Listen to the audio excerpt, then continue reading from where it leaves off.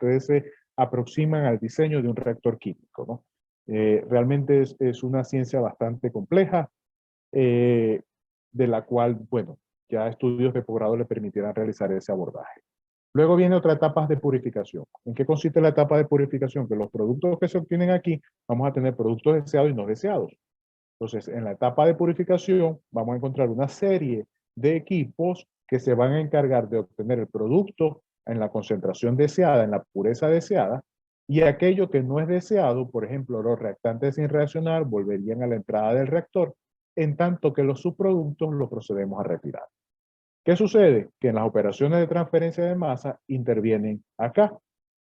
Aquí podemos entonces colocar una gran cantidad de operaciones de transferencia de masa según sean necesarias para el proceso, para adecuar la materia prima. Y en las últimas etapas de purificación también vamos entonces a encontrar una serie de etapas que nos van a permitir obtener el producto general. Entonces ahí es donde radica la importancia de este tipo de operación.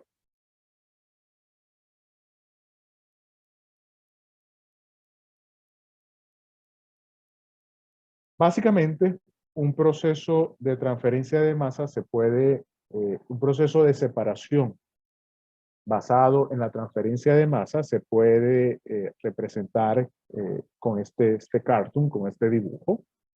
Los elementos que encontramos es una alimentación. Esa alimentación tiene un flujo molar, un flujo másico llamado F, y va a tener una composición Z, donde entonces vamos a tener una composición en términos de fracciones másicas, de fracciones molares, de concentraciones molares, que determinan cuál es la composición de esa alimentación. Podemos tener una o varias alimentaciones, no tiene por qué ser una sola, pueden ser varias alimentaciones. E ingresa a un equipo de separación. En ese equipo de separación va a tener lugar la separación de los compuestos en dos o más corrientes de producto, donde P1 es una corriente de producto, P2 es otra corriente de producto, y cada una de esas corrientes va a tener una composición XUI1, que será la composición correspondiente a la corriente de producto 1, y XUI2, que será la composición correspondiente a la corriente de producto P2.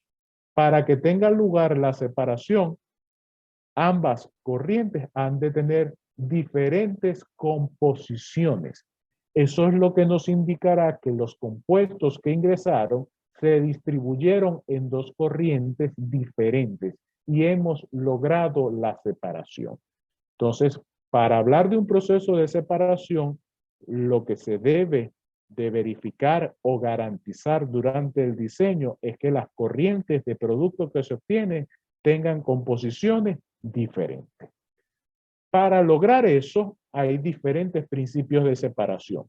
Diferencias de volatilidades, dependiendo si la alimentación como tal la podemos en cierta medida vaporizar a cierto grado para aprovechar entonces esas volatilidades, pero también podríamos hablar de diferentes puntos de fusión, de solidificación, diferencias de solubilidades en la manera en que un compuesto se solubiliza en una fase líquida, diferencias en la evaporación o sublimación de la sustancia, en la capacidad de absorción. Podemos estar utilizando una operación de absorción con D de dedo, donde en un sólido se absorbe un compuesto.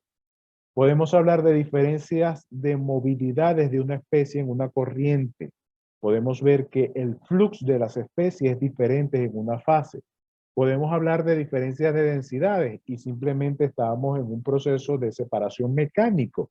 Podemos tener diferencias en efectos superficiales, en la tensión superficial, como uno de los parámetros que puede gobernar una separación, o simplemente diferencias en tamaños de partículas, como si estuviésemos haciendo un tamizado, un cribado de partículas sólidas que tienen diferente tamaño. En este caso no estamos en presencia de un proceso de separación con transferencia de masa, sino de un proceso de separación o de transferencia mecánica.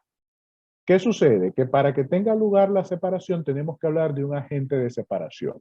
¿Y qué es un agente de separación? Es una corriente de materia o de energía que se incorpora al proceso.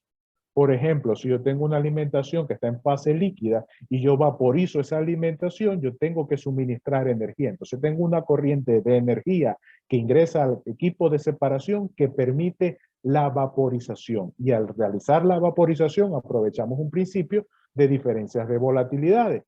Pero podría ser esto una alimentación en fase líquida y podría estar incorporando otra corriente en fase líquida.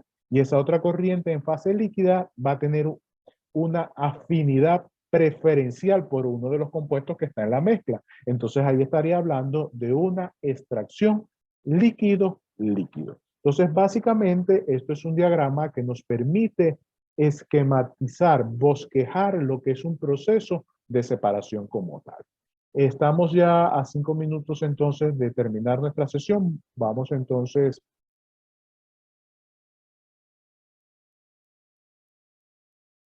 Permítame entonces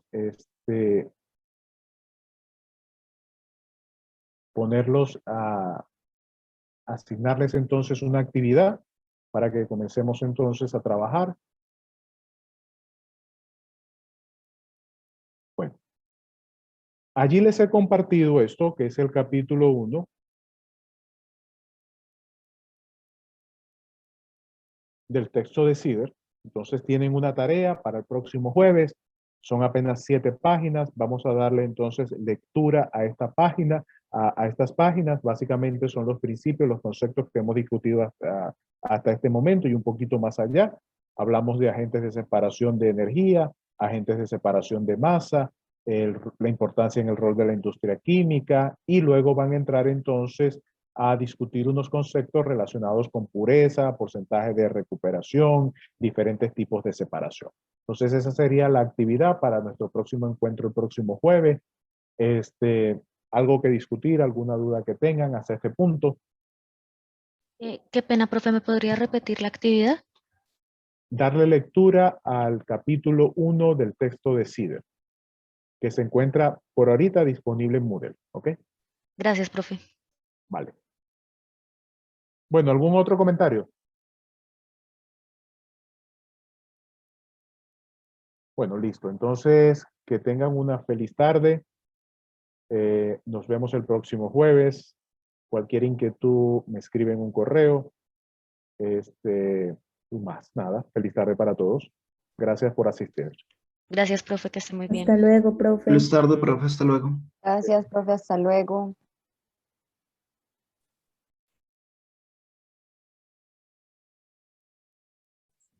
Profe, qué pena. Te quería preguntar algo, profe, respecto a los grupos. Profe, los grupos deben pues coincidir como con el grupo que está matriculado, es decir, el 3 con el 3 y el 4 con el 4, o puede ser, pues no hay problema de que haya una combinación en grupos. Lo recomendable es que el grupo coincida con el curso de materiales. Ok, ok. Entonces, el mismo grupo, no importa que sea de otro grupo, pero el mismo grupo que conformaron es el que vayan a utilizar en materiales. Listo, profe. O sea que no, en teoría no hay problema pues con lo del 3 y 4. Lo decía, profe, por lo de la asignación que nos explicaste en la planificación, que estaba pues como el porcentaje estaba asignado como en la práctica.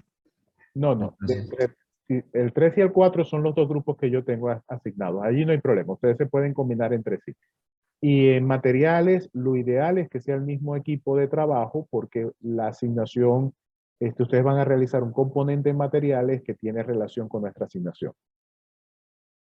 listo, profe. Gracias. Vale, Nicolás, que estés bien. Hasta luego.